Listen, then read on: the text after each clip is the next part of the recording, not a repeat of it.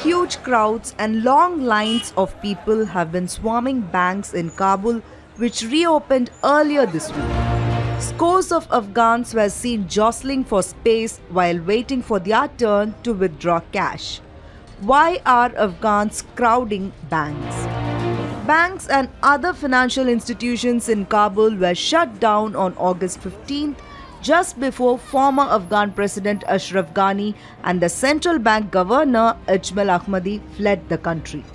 The banks were initially shut down to prevent looting as the Taliban took over the capital. However, banks continued to remain shut after the US cut off access to $7 billion. Similarly, the International Monetary Fund also cut off access to $460 million, while the World Bank froze aid that is due to Afghanistan. Afghanistan is predominantly cash-based economy. Lack of access to paper money coupled with a change in regime has left people afraid and uncertain about their future.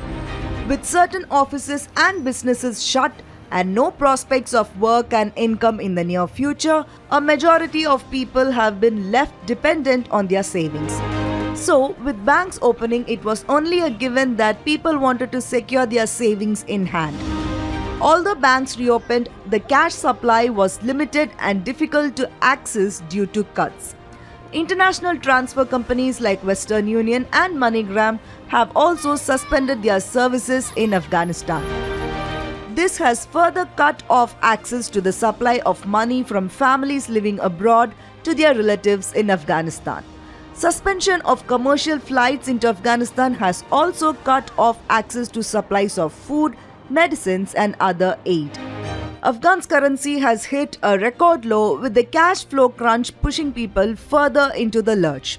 With the economy taking a hit, prices of food and gas have shot up through the roof by 10 to 20% in the last few days. Some people have resorted to selling their household belongings on the streets in exchange for cash. Even people who get the Afghani currency are struggling to manage as it has lost its value. With the US cutting off supply, converting Afghan currency to dollars has also become a near impossibility. Experts have warned of the risk of hyperinflation, with inflation expected to hit double digits soon.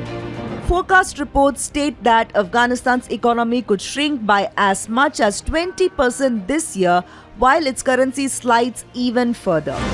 The Taliban has appointed Mohammad Idris as the acting governor of the central bank.